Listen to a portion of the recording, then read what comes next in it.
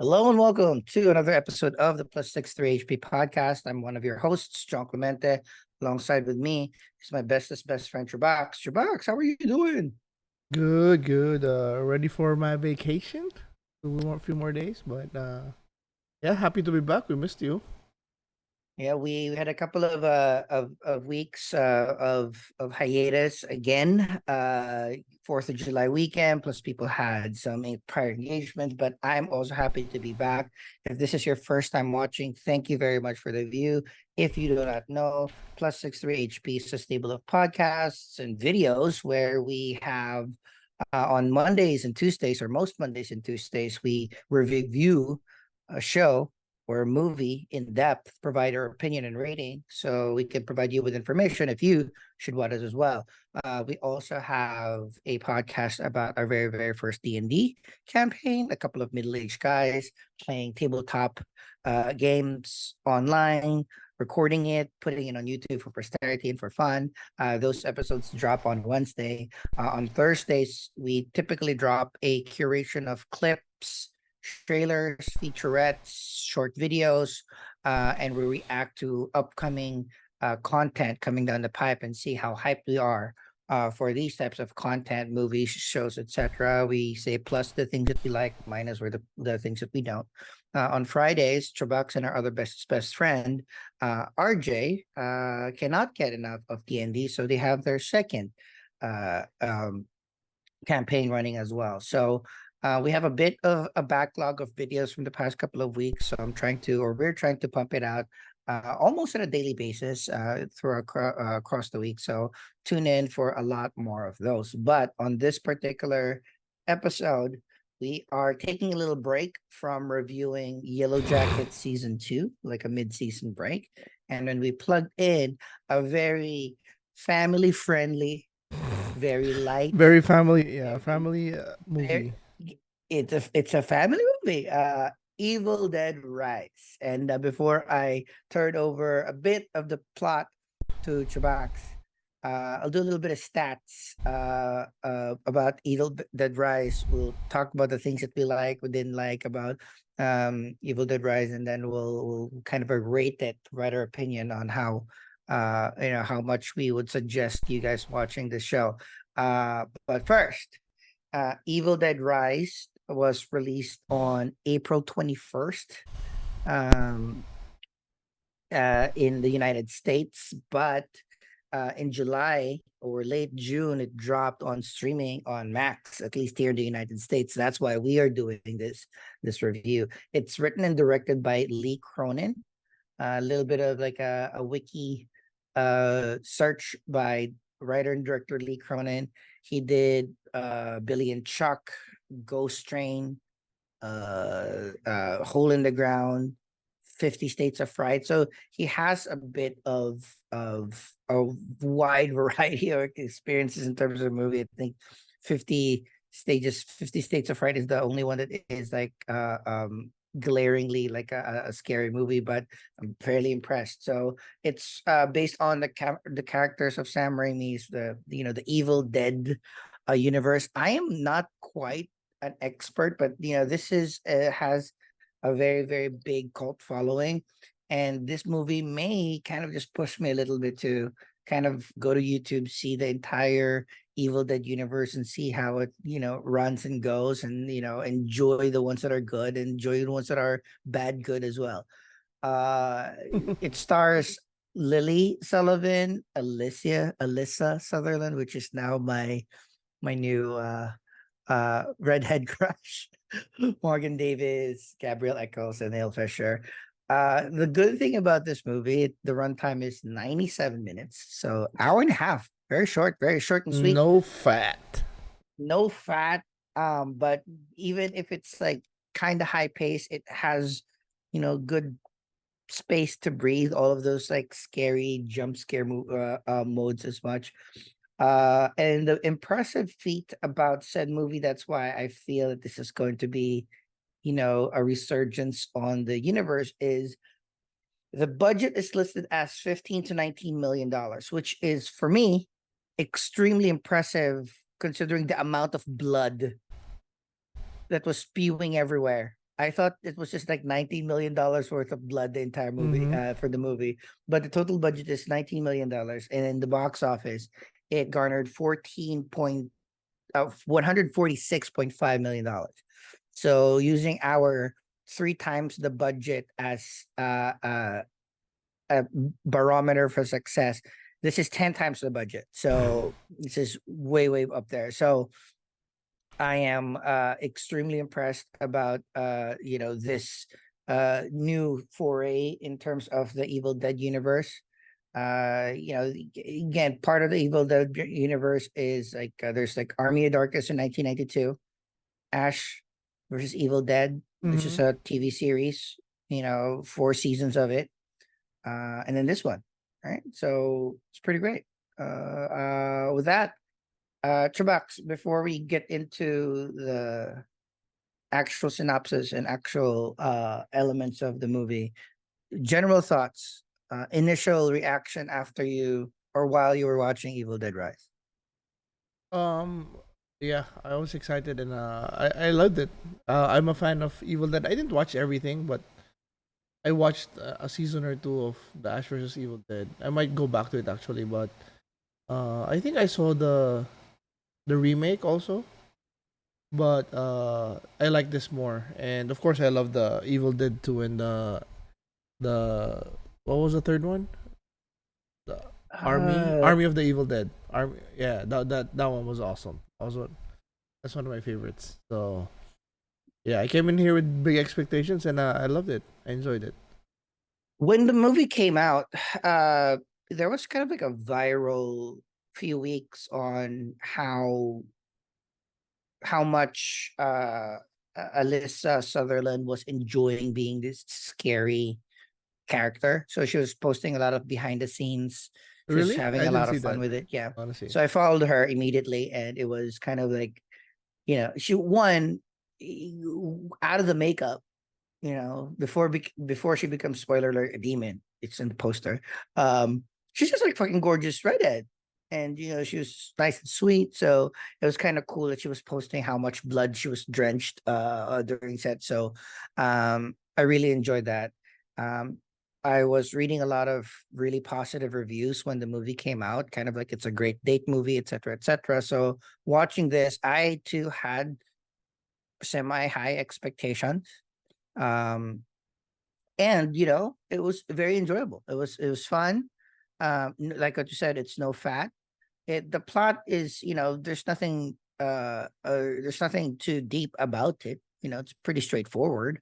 And I'm kind of expecting that maybe they will like maybe put a layer or two there to put it into like 2023 version of horror movies. But I guess what they subverted my expectations around was the subject that they subverted my expectations around is how the characters, we'll discuss a little bit further, they weren't holding back, right? Didn't mm-hmm. matter if there was just a mom or three kids, pregnant sister.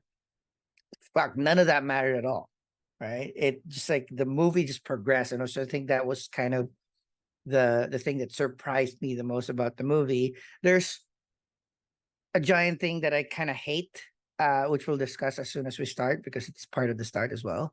But yeah, I'll leave it up with you. Let's do a quick synopsis, and then let's drop all of our favorite stuff and the things that we don't like about the movie and rate it.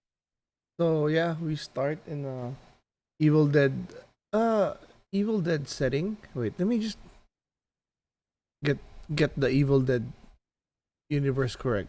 Uh, so Army of Darkness is the third one, right? It was the Evil Dead series. There's the Evil Dead and then the Evil Dead 2. And then the Evil Dead and then the Army of Darkness. Okay, and then Okay. Evil Dead the 2013 and then this one.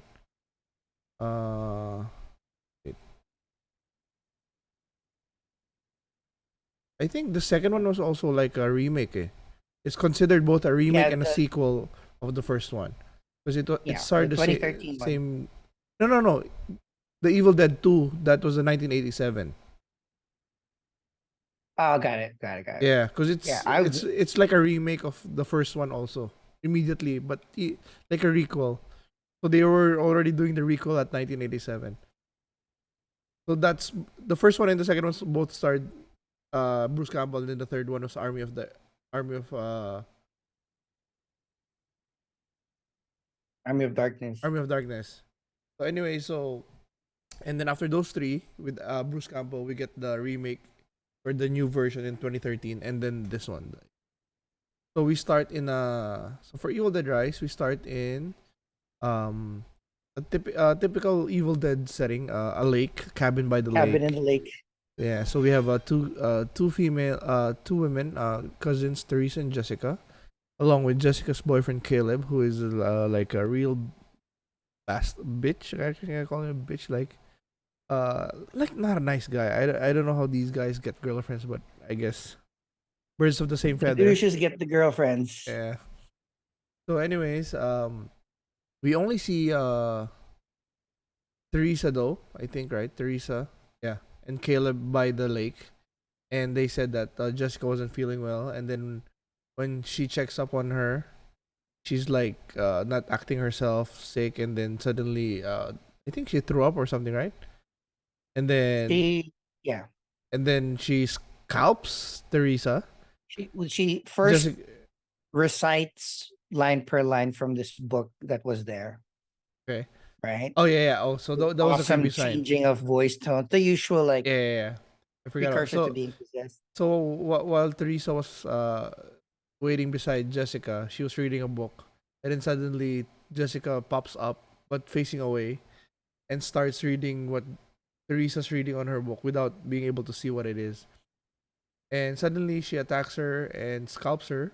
And then we assume that she'd be dead, but Scalp meaning just like literally yanks the her hair hair, out of her yeah, head.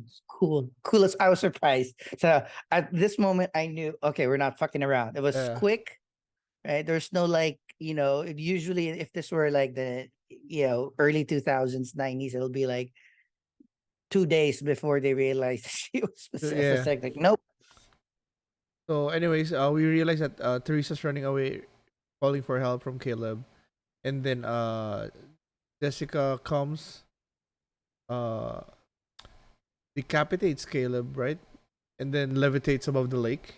There was the scene Yeah. with the drone, pala. The drone. She grabs That's the the thing too. It's drone like that was weird. Like she wanted, I guess, whiskers in her face, so she slams the drone to her face. and her face, and then falls into the water. Caleb attempts to save her, but instead He gets probably got fucked his in the head water, pulled out and then thrown back to the dock. and then she levitates above. So, which surprising me was because after this scene, it jumps one day earlier. So I didn't expect that either. I was like thinking we were going forward, but then we went back. So that was a cool twist as well. So to jump in before we go with the synopsis. This is the thing that I hated the most about the Oh movie. really? Like you. I Well, liked it. like what you like, it's what you always kind of ingrained on me already is if this was one day before, right? Meaning I knew that whatever happened, the apartment stuff, which we saw in the trailers a lot, did not end well because Well, it not went to this the is cabin. well, Or of course, but I think the difference with this one was like the prequel syndrome for me. We don't know who's gonna survive or if any. so that's So the thing there's too. still So I that was just thing. I thought so. One, I didn't recognize anybody in the lake house Yeah. from what I saw in the trailer. So either this was kind of like in the middle or the second wave of Mhm. the demon possession, whatever, or the at the end of whatever has happened in the apartment building. This is It kind of spreads like out or something. spreads out. Yeah. So at that point, I knew like either none of the people will survive, or either way, I knew that it wasn't going to end in the apartment building. That's what that might be also me trying to quote unquote be strong because I was watching this like in the middle of the night too by myself with my cat. So maybe to not to prepare myself to not be scared. It's like, oh, they're gonna survive, etc. etc. So but that's the only thing that kind of hit me with the prequel syndrome. But everything else, maybe 15, 20 minutes into the movie, you kind of forget that it was a prequel anyway. So apologies, continue on. So this is the main, the only, this is the main thing that you kind of This is the dislike. main thing that I kind Okay. of hate Okay. about this movie is the one day before, right? Okay. If they just did a hard cut, not say one day before, right? Okay. I was Oh, I thinking gotcha. about that last night. It could have, we could have directed accuracy like, oh, it was that initial scene was, here instead of there. So that's the only thing that I kind of complain about.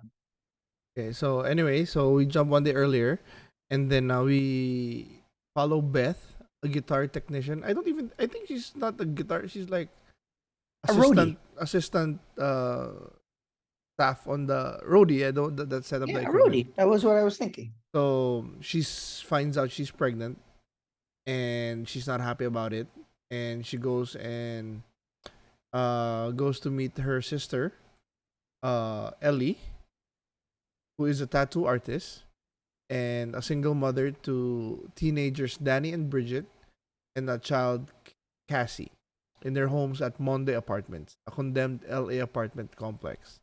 So this one was shot nicely. Like we got a lot of information, but it wasn't like too in your face, and it was well handled. So we get the sister I like dynamic. that. She arrives and she realizes that she didn't know that Ellie was divorced or that the husband left, because Left. she brought even like a gift for the husband from her travels, because she with the band. And so she gets a dynamic, and Ellie's kind of mad because she did Beth was like, "Why didn't you call me?" But Ellie did, and You then did. it went to voicemail, just leading showing us that Beth's life was probably, always drinking, drugs, partying, Mm. which one would expect. And then we don't even know who the husband is, right? Probably I Oh, the well, I was thinking, who impregnated Beth. I Like, was assuming it's a dude that was like knocking on the door, or maybe one of the bandmates. But either yeah. way, it was kind of like very important. So, anyways, so uh, as they going through the night, they order pizza. So the children go out to buy pizza so that Beth and Ellie can have their time. And there's an earthquake, and then this is when Danny, stupid Danny, uh, finds a hole by the garage, goes down in it. Like, how unsafe is that? Finds So out, yeah. There's that's where, been the horror movie trope where it, again, if it were us, we won't go. An earthquake just happened. I might get caved in if I go Mhm. somewhere, in a precarious place in a hole. But I gave that a pass. That wasn't even like, of No, course, for me it was stupid. But what made me give it a pass was they were consistent with Danny doing the stupid shit until the end. So it's like, it's not just this one mistake where he fucked up. It's like every decision he did was like, which was consistent to his character. So anyway, so he goes down there, and there's been rumors that this was once a bank or something, and they like with a vault. So he finds it, and the only thing he finds there is this safety deposit box, I think, right? With the Book of the with Dead, the Necronomicon, along with some vinyl records or phonograph records from the 1923. So he steals it because they need money because the building is condemned. They don't even know where they're living, where they're gonna move to, and so they he sneaks it up and brings it up, and he plays. He looks at the book, which is really well done. Creepy. He couldn't open it, but when he cuts himself by accident, the blood goes to the book and it opens. That was a nice touch. Yeah, Uh, so that was kind of like, all right, okay, it's a- and then uh acceptable cut, right? yeah. It's not like, some weird accident. So and then he plays the phonograph records and realized it's like a priest who found the book in the 1920s, and it's a story of him like telling other priests or the Catholic group that they can learn from this and do something about it, but they reject him, and then in the continuation of the story, he doesn't care. He still goes in. He reads from the book and he records himself reading in the book, and then that's when it activates or opens up whatever portal there is and brings in the ghost. And Here's my for question though. yeah, Like that was, you know, if you know it's that dangerous, the book and the chants, why is the records in the book intact. step intact and in the fucking same place? Yeah. Right. So that's Oh. the one question that I wanted to like, but again, you know, how would kids learn to read fucking Latin in the book in order Mm. to and can't whatever? I think maybe just the whoever got possessed kept it together. I mean, somewhere I Oh, don't know. okay. See, all right. That was I was thinking like I maybe don't know. yeah, Yeah, part of the demon thing was to trick the next people that will find it yeah. to And read also it as out. a cameo, Bruce Campbell is featured in an uncredited voice-only cameo recording on one of the phonograph records. He was the one that was warning the priest of the dangers of the demon and the resurrection ritual. Okay, that's And the awesome. director stated that this is all from Ricky. Mm. He chose Campbell voice intentionally, stating that he considered it to be a time displaced Ash Williams from the original trilogy. That's cool. So, So you anyways, know, there's a chance that all of this that gets cleaned up, right? yeah. You know, and becomes like a new franchise. All right, cool, cool. So, uh, uh the Naturum de Monto, I think is the other name for the book. Um. So, anyways, as the words are coming out of the speakers, from the phonograph records, it summons the demon. We don't know who or what, but it comes in and it possesses Ellie. Which just here we go. Like every single creepy shit comes up. Um, she returns to the apartment in a trance, then starts threatening her family and dies after pleading with Beth to protect her children. How did she die again? Shit, sorry, it's been like this movie was so fast. Yeah. Which Uh, one? the first one, she returns to the apartment in a trance. Then She was just like so the mom, yeah, yeah, yeah. she was just like strangled in the fucking elevator, No, and tossed then up, yeah, and then she came out. and that was it. She was already possessed. She was cooking eggs. Oh, there we go. Okay, that's the scene I was looking for. So she wasn't cooking eggs. She was like destroying eggs. Just trying eggs. So It's funny. So we'll discuss it a little bit more once more people get possessed because like there's a little bit of inconsistency how for me it's not clear. Again, you're right. It's a fast movie.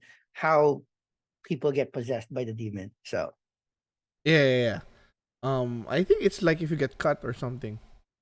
Any way for them to get inside, I don't know. But we don't even know. I think it's one creature, right? It's not multiple, I think it's one creature possessing multiple multiple bodies. bodies. Yeah. Yeah, but the idea of it is like, is it as small as a cut? You need to be pierced. Is it the blood? Is it the licking? Because like if it's the blood, a lot of people got. We know when you die, you get possessed. That's one, Mm, right?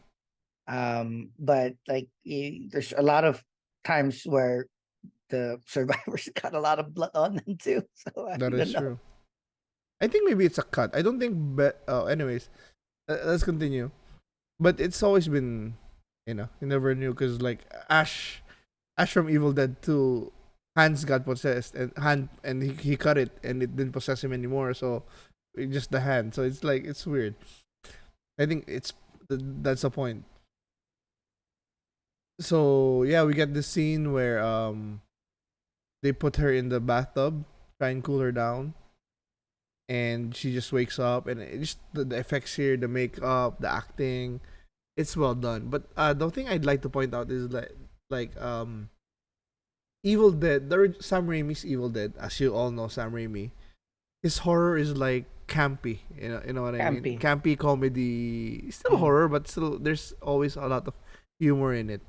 the 2013 Evil Dead, I think, went all out slasher dark Mhm. one. This one is in the middle, I think. Like Nice combo. you That's what I was gonna yeah, say. that's It's a why nice I combo. really like it. So we get It's really a nice. there's the thing that I hate about horror movies is they milk the jump scare. Like there's Mm, always like eerie music a uh, little bit. It's gonna be 10 seconds before something happens. This one is there's still that moment, and then they becomes like quick scary, and then it breathes, something dies, something yeah. gets stabbed, something whatever. So I love the pace of this. And I was gonna say, like, all the shots look great. For me, Yes, yes, I yes. appreciate everything that the visuals, the The visuals, cinematography was they thought great. of it. Yeah, Every time it, they it change wasn't voices, it wasn't they didn't they really thought about everything here. So it came out that they put effort in the shots and the scenes.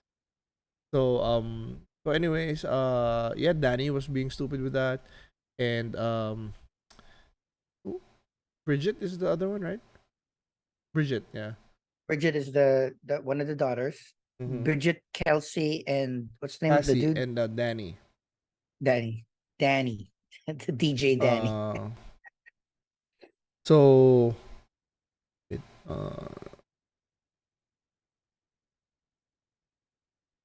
so here we go. So Danny confesses to Beth about recovering the Naturum de Monto, and Ellie tricks Cassie into unlocking. I don't. Oh yeah, okay. So they were able to lock the mother out, and Danny confesses to their aunt Beth about the book and the phonographs, and they leave Cassie outside, and Ellie tricks Cassie into unlocking the door, before attacking her, and while they're doing this, uh, Bridget becomes possessed by her wound. That's what Wiki says. So I guess there is a wound. By the tattoo gun cut, which was kind of like, that was one of those things that are like, all you need is like to be bitten, or Probably, it's like, yeah. yeah. So okay, all So right. this is one of the things also that caught me off guard. I thought the kids were gonna survive. So when Bridget got possessed, I was like, are they gonna? I was still thinking in the back of my head, like, maybe it's a temporary possession, like she's gonna turn back, Mhm. and they fucking went all in, you know. So Bridget attacks Beth before turning on Dan and This Cassie, was and Cassie, like, they give the kid a kill. She kills her like, sister with the kill was a little bit later in the movie, but for one, they never hid Cassie. Cassie saw a everything. lot. How her mom puke her guts out. She said everything, like the thing that was scary. The scary thing about this is not just the visuals of it, but the way what she says to her kids, like, I want to cut you up and get inside of you, all three of you, all of your sucking teeth sucking parasites. If your mom says that to you at that age, you're fucking traumatized for life. So I was like, wow, they're not pulling any I stops. know. And then they Again, gave this is where I I was like, talked right. to. I saw this with Ernest. I was like, how do they the child actors? How does she not be affected by all of this? Because it's really scary. Sure, it's like, well, when you're there, it's cinema magic, and then you'll see that Alyssa Sutherland looks super cool too. Like, she's just super nice from what I see on Twitter. So I figured, they child actors, they understand the make believe of this, and the tone when you're shooting and the tone when you're editing is quite different. But regardless, you're right. Would you want, No, it yeah, looked like Isabella and Lucas. look as around the same age as Cassie. Would you have them watch this movie too? No, I don't think they can. Yeah. So there, um, but also I like Cassie because she's the mixture of, like, innocence, and yet she has uh that maturity where she jokes with her aunt, like, you're gonna be a great mother, you know how to lie about everything. Mhm. So, like, so there was that, and then so there we go. Okay, so Cassie was the one that stabs Beth with her toy stabby thing, and then they tie her up and put her in bed, Bridget, and then Beth goes in to listen to understand how to exercise the Deadites, but learned that it was futile. Like the priest failed, all his allies were possessed, and only complete destruction of the host stops the Deadites. So that was I didn't understand this because again I'm not a big fan, or I was not a big fan of the Evil Dead. So these fucking this fucking demons, or this fucking demon, or this Deadite is OP. Yeah, Like I at this point when they said it, like complete dismemberment didn't help. Burying into consecrated ground didn't help. Right? I'm going to be the next. It's like, how are you fucking gonna kill this though? They're in a fucking apartment yeah. building. So while she's listening, Bridget revives in a nice way where she's like floating with the ghost, like a literal With the ghost, a actual blanket. blanket. That was cute. That was Yeah. cute. So she stabs Danny, who sets Bridget on fire before dying, and then Ellie, the mom, is able to get into the vents with a nice scene where Beth, for some reason, uses double headphones. Like at least pop one out so you can hear your You can hear what's happening. yeah. But So at this point too, so another I gave a pass here. Once everybody for me, once everybody knows that, people are getting possessed and people are dying. So that was already a jump to be able to understand that your mom got possessed, your sister got possessed, they're no longer your family, which is super hard, right? Dude, just stick together, man. yeah, Hand to hand till the they entire keep separating. Um, but yeah, they don't know. They didn't know that Bridget would revive. Well, they tied her up, so they think she'd be safe. But so, anyways, where are we? Yeah, so Ellie comes in to the apartment in a nice shot behind Beth, and then she realizes that Beth is pregnant, and Ellie tries to rip the fetus out, but Beth and Cassie are able to incapacitate her with scissors in a fucking fucked up shot. Uh, E- Ellie fails to manipulate Cassie, who accepts that her mother is already gone. Anyways, we forgot the scene where while Ellie was trapped outside, she feasted on the neighbors. Like they were all there.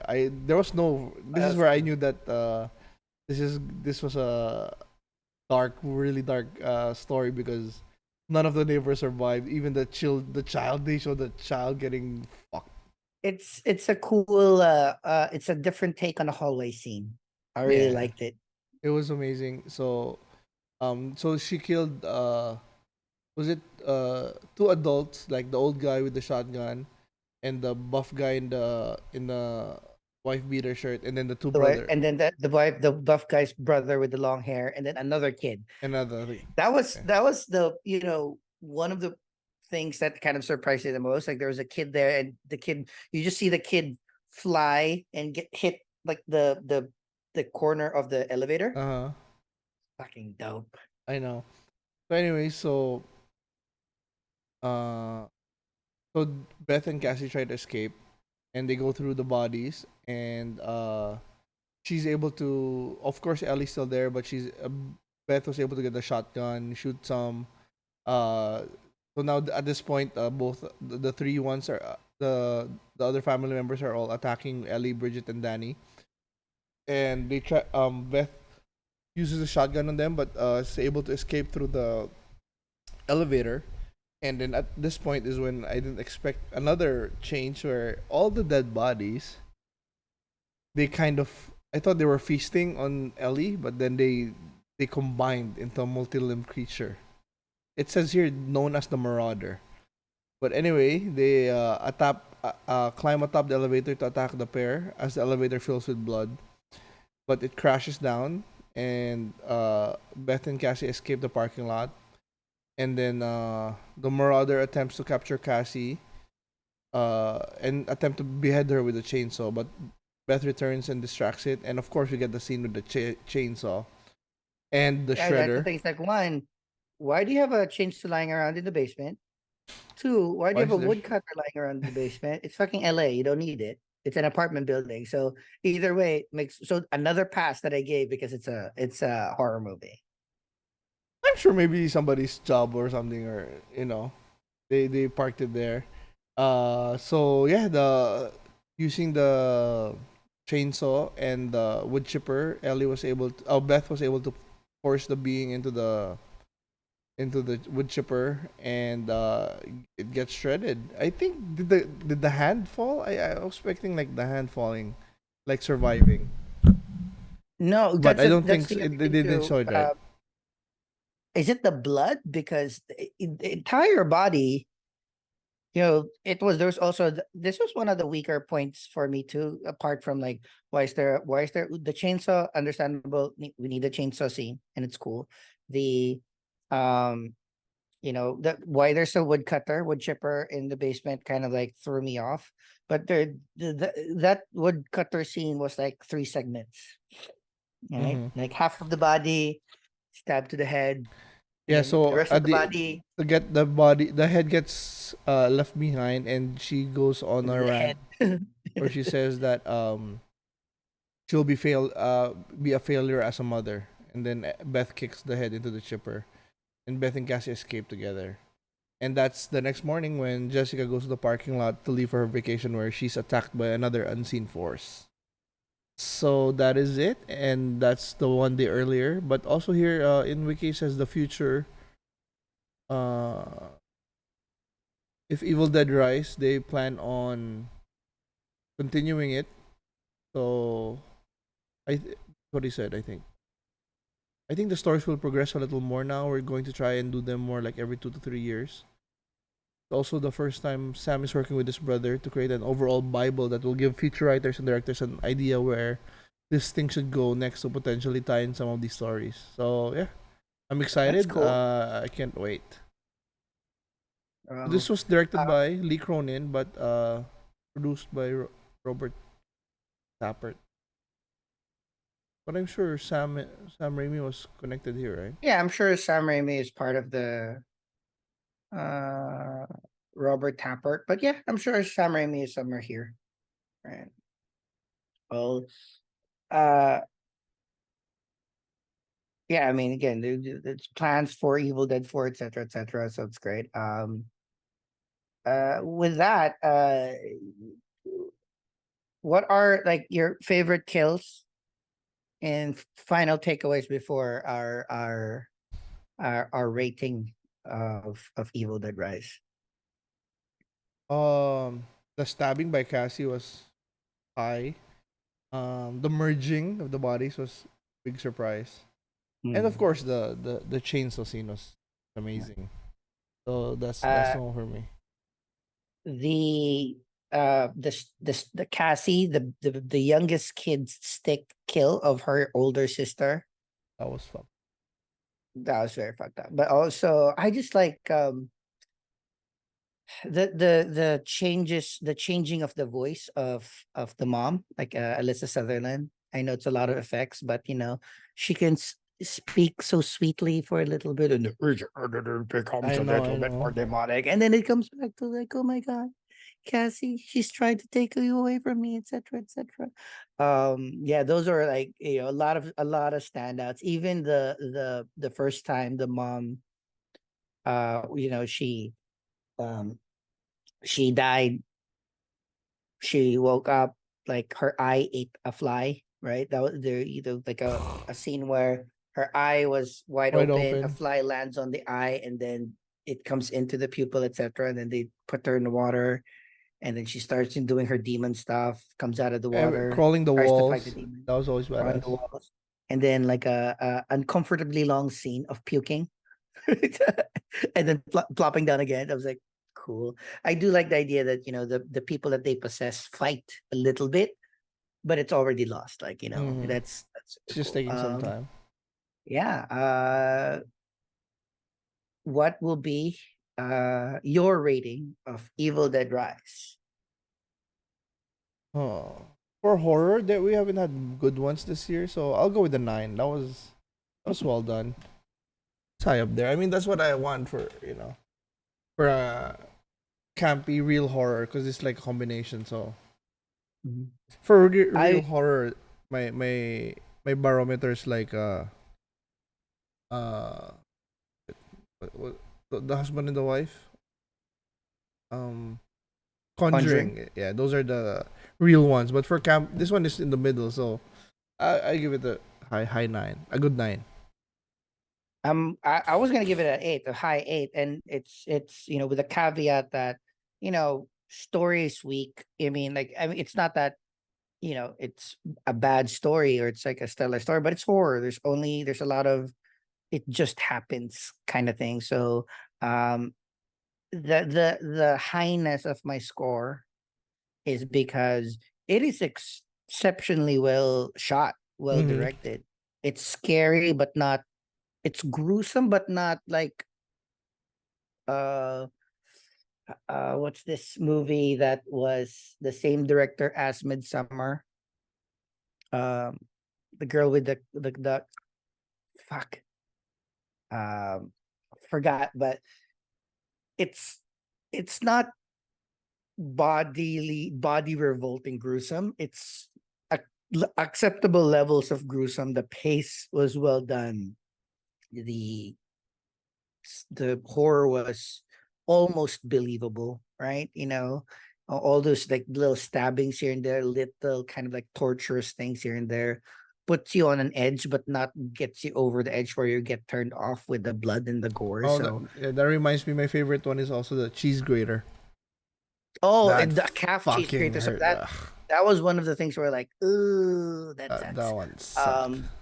Um, but yeah, so I give it an eight also. So uh uh so you give it a nine, I give it an eight. It's a solid movie. It's on Max, so anybody who has a Max subscription, you want like a fun, I think this is going to be fun movie with a group, Yeah, right? yeah, A agreed. group viewing around the Halloween, maybe a cute date night too. So it's going to be fun. So yeah, we suggest you give this a try.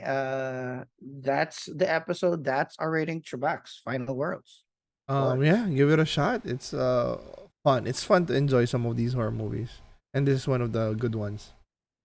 So yeah, come back with us next week for Yellow Jackets. I think we're gonna finish that off. Yeah, we're gonna talk about the entire second season of Yellow Jackets, things we like, things we didn't like. Close that out. It's the summer of all blockbusters, so there's gonna be a lot of movies coming up. It's hopefully we can like schedule a few here and there. Like, I'm watching Mission Impossible in a couple of days. I've seen Fast X. And we have yet to discuss Spider-Man. So we're all gonna schedule all those in the next few weeks. But with that, thank you very much for viewing. We have Trubox and all of our brothers that hop on all the shows here on Plus 6 to HP. Thank you very much for the view and see you in the next video. Bye. Bye.